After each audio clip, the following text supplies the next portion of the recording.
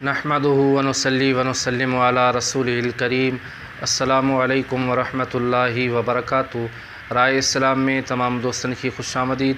प्यारा दोस्तों, अज बेहतरीन नुस्खो खणी तवाजी खिदमत में हाज़िर थियो आहियां। सो ही आहे त दुश्मन के बेहतरीन दोस्त कीअं थो बनाए सघिजे, उहे कहिड़ा तरीक़ा आहिनि, उहे कहिड़ियूं ॻाल्हियूं आहिनि जिन सां असां दुश्मन के बेहतरीन दोस्त बनाए सघूं था। त उन मुतालिक़ आउं हिकु बेहतरीन नुस्ख़ो अवांजी खिदमत में अर्ज़ु कंदुसि ऐं बेहतरीन मशवरो अवांजी खिदमत में अर्ज़ु कंदुसि।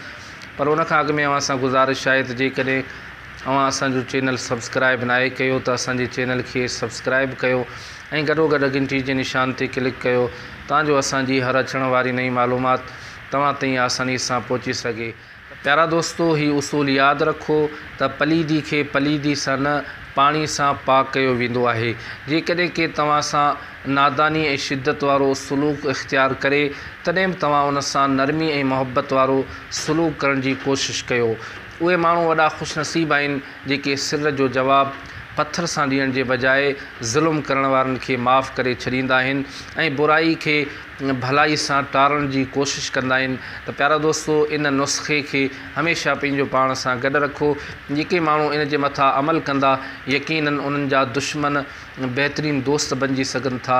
हमेशह असां उहो सलूक इख़्तियार कयूं जो दुश्मन बि असांजा दोस्त बणिजी वञनि। त प्यारा दोस्तों, अल्लाह रब्बुल इज़्ज़त जी दरबार में दुआ आहे त मालिक काइनात असां तव्हां सभिनी खे पाण में मुहबत, इत्तफ़ाक़ ऐं इत्तिहाद नसीब फ़रमाए। अल्लाह पाक असां तव्हां सभिनी जे मथां पंहिंजी ख़ासि रहमतनि ऐं बरकतनि जो नुज़ूल फ़रमाए। अल्लाह पाक असां तव्हांखे अमल जी तौफ़ीक़ अता फ़रमाए। त प्यारा दोस्तों, ही बेहतरीन नुस्ख़ो मूं अवांजी खिदमत में अर्ज़ु कयो। वरी नई मालूमात में अवांजी खिदमत में हाज़िर थींदुसि। तेसीं ताईं इजाज़त ॾींदा। अल्लाह हाफ़िज़।